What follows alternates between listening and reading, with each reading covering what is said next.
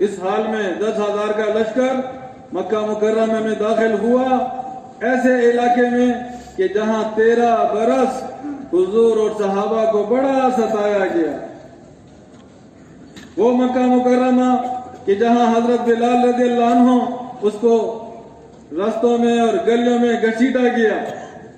وہ مکہ مکرمہ کہ حضور صلی اللہ علیہ وسلم اپنے گھر میں نماز پڑھتے، ان کے گھر والے کھانا بناتے اور ان کے آس پاس پڑوسی کچرا جمع کر کے حضور کے گھر پھینک دیتے۔ وہ مکہ مکرمہ کہ حضور صلی اللہ علیہ وسلم خطیم میں نماز پڑھ رہے ہیں اور یہ عقبہ بن ابی معیط ان کا دیوار لگا پڑوسی، اس نے دیکھا کہ اکیلے ہیں، وہ آیا اور اپنی چادر حضور کے گلے میں ڈالی اور پیچھے کی طرف اس چادر کو بل دینے لگا اور بل دینے لگا، یہاں تک کہ حضور کا دم گھٹنے لگا اور حضور کی آنکھیں ابلا۔ وہ مکہ مکرمہ اسی حتیم میں حضور نماز پڑھ رہے ہیں اور یہ 7-8 سردار بیٹھے ہیں، حضور کو نماز پڑھتا دیکھ رہے ہیں، یہ قیام کیا، یہ رکوع کیا، یہ سجدہ کیا۔ فوراً ابو جہل نے کہا وہ فلاں نے آج اونٹ ذبح کیا ہے، اس کی اوجڑی فلاں جگہ رکھی ہے کوئی جو اس اوچ کو اٹھا کے لے آئے؟ اسی عقبہ بن ابی معیط نے کہا یہ میں کر دوں گا، اور لوگوں کو جا کے لے کے اس اوچ کو اٹھایا اور وہاں لے آیا۔ جب حضور صلی اللہ علیہ وسلم اگلی رکعت میں سجدے میں گئے، انہوں نے مل کے وہ اونٹ کی اوجڑی اٹھائی اور حضور کی پشت پہ رکھی۔ ایسی حال میں ہو گئے کہ دم گھٹنے لگا، سر اٹھا نہ سکے، حرکت نہ کر سکے۔ اور عبداللہ ابن مسعود رضی اللہ عنہ فرماتے ہیں کہ میں چھوٹا لڑکا مسلمان تو ہو گیا تھا، لیکن میں چرواہا تھا، کسی سردار کا زیر اثر تھا، میرے اندر اتنی ہمت نہیں تھی کہ میں جا کے حضور کی مدد کر سکتا۔ اور یہ خوشی سے لوٹ پوٹ ہو رہے ہیں اور کہے لگا رہے ہیں اور مذاق اڑا رہے ہیں۔ اتنے میں حضور صلی اللہ علیہ وسلم کی بیٹی وہ آئی، اس نے اس اوچ کو دھکے دیے اور اس کو حضور پاک صلی اللہ علیہ وسلم کی پشت سے گرا دی۔ ہر دن یہ بدتمیزی، ہر روز یہ جہالت، 13 سال مسلسل یہ گستاخیاں، یہ ظلم، یہ جبر، ان لوگوں کے لیے حضور صلی اللہ علیہ وسلم اور صحابہ 13 سال یہ اور 8 سال مدینہ منورہ کے 21 سال کے بعد آ رہے ہیں، اور پورا اختیار ہے کہ ان میں سے ایک کو بھی زندہ نہ چھوڑ دے۔ اور اللہ کا رسول کیا فرما رہا ہے کہ جاؤ، میں نے تمہارے ساتھ وہ معاملہ کیا کہ جو حضرت یوسف علیہ السلام نے اپنے بھائیوں کے ساتھ کیا، سارے معاف، ایک سے بھی بدلہ نہیں لیا، ایک کو بھی قتل نہیں کیا، ابو جہل کی اولاد کو محروم نہ ہونے دیا، ابو لہب کی اولاد کو محروم نہ ہونے دیا، بڑے بڑے کافر ان کی اولاد کو محروم نہ ہونے دیا۔ جو آیا بخشا گیا، جو آیا معافی مل گئی، جو آیا ہدایت پا گیا۔ تو حضور نے، تمام انبیاء علیہ السلام نے اور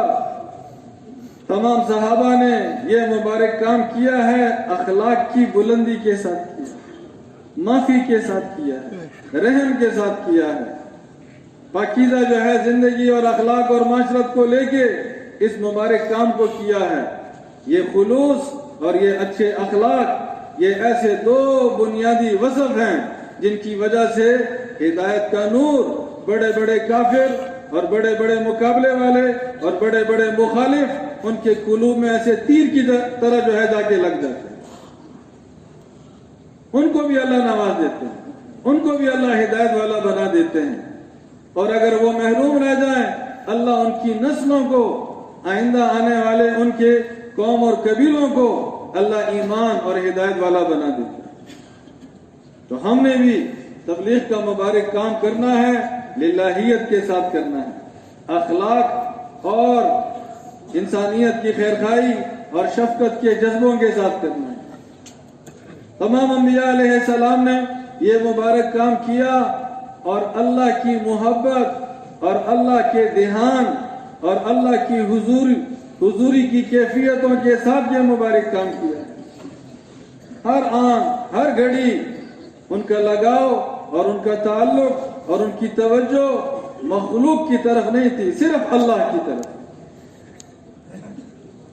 سامنے کتنا بڑا دشمن ہے اور سامنے کتنا بڑا لشکر ہے اور سامنے کتنے نامناسب حالات ہیں، انبیاء علیہ السلام اور حضرات صحابہ کبھی بھی ان حالات کی وجہ سے ان کے قدم نہ ڈگمگائے ہیں اور نہ وہ پریشان ہوئے۔ حضرت موسیٰ علیہ السلام 40 سال انہوں نے بنی اسرائیل پہ محنت کی، 25 سال کلمے کی محنت، 15 سال نماز کی محنت نبوت ملنے کے بعد، اور وہ بنی اسرائیل جو بڑے قسم پرس تھے اور فرعون سے دب گئے تھے اور ان کے غلام تھے اور ان کی عورتیں ان کے گھروں میں کنیزیں تھیں اور سارا محنت مزدوری اسی کام میں جو ہے ان کی ساری نسل لگی ہوئی تھی اور ان کو رگڑا لگ رہا تھا اور اللہ کو بھلا بیٹھے تھے، زندگی غفلت والی ہو گئی تھی۔ حضرت موسیٰ علیہ السلام نے شبانہ وار محنت کر کے، کوشش کر کے، جہد کر کے، دعوت دے کے ماشاءاللہ ان کی محنت کو اللہ نے قبول کیا اور وہ بنی اسرائیل کا مجمع وہ فرعون کے خوف سے نکل آیا اور اللہ کی طرف ان کی توجہ چلی، عبادت میں لگ گئے، اللہ کو یاد کرنے میں لگ گئے، اللہ کے سامنے سجدے میں لگ گئے، اللہ کو پکارنے میں لگ گئے۔ پھر اللہ کی طرف سے حکم آیا کہ اپنے اصلی وطن بیت المقدس تم نے جانا ہے، یہاں سے ہجرت کرو۔ ہجرت کا سفر ہوا اور اللہ کی شان، رات کو سفر شروع کیا، ساری رات بھٹکتے رہے اور صبح کہاں جا کے لگے؟ بالکل دریا کے کنارے جا کے لگے۔ تو خشکی والا راستہ وہ بھلا بیٹھے۔ یہاں سے فرعون اس کے لشکر کو پتہ چلا، انہوں نے اپنی لاکھوں کی فوج کو اٹھایا اور بڑے غصے اور جلال میں ان کے پیچھے آ رہے ہیں کہ یہ ہمارے غلام یا ہماری کنیزیں اگر یہ چلے گئے یہ خدمت کے کام کون کرے گا؟ نہ اطلاع دی نہ پوچھا اور یہ جا رہے ہیں، ہم ان کو ایسی سزا دیں گے کہ آئندہ ان میں کبھی بھی یہ جرأت پیدا نہ ہو۔ اب بنی اسرائیل والے جب انہوں نے صبح دیکھا آگے سمندر دریا اور پیچھے جو ہے فرعون کی فوج کے آنے کے اثرات، انہوں نے موسیٰ علیہ السلام سے فرمایا، اے موسیٰ علیہ السلام ہم تو مر گئے، ہم تو مارے گئے، آگے بھی موت پیچھے بھی موت۔ اب حضرت موسیٰ علیہ السلام داعی اللہ، اللہ کی طرح بلانے والے، ان کے دل کا تعلق اللہ کے ساتھ، ان کو اللہ کی حضوری حاصل، ان کو اللہ کی محبت حاصل، ان کو اللہ کی ذات اور صفات کا اعتماد اور یقین حاصل، ان حالات سے پریشان نہیں ہوئے۔ کیا فرمایا؟ ہرگز نہیں، اللہ ضرور ہمیں راستہ دیں گے۔ کون راستہ دیں گے؟ اللہ۔ تو ہر دائی اس کا دل اللہ سے وابستہ اور اللہ سے جڑا ہوا۔ اللہ نے فرمایا لاٹھی سے پانی کو مارو، لاٹھی سے پانی کو مارا گیا، اس میں راستے بنے، بنی اسرائیل پار ہو گئے۔ فرعون اور اس کے لشکر جب بیچ میں آئے، اللہ نے کھڑے پانی کو چلا دیا اور وہ ان کے 400 سال کا ظلم اور وہ 400 سال کا جو ہے جو ان کی حکومت تھی اور بادشاہت تھی اور نشہ تھا اور فوج تھی، چند منٹوں کے اندر اللہ نے صفایا کر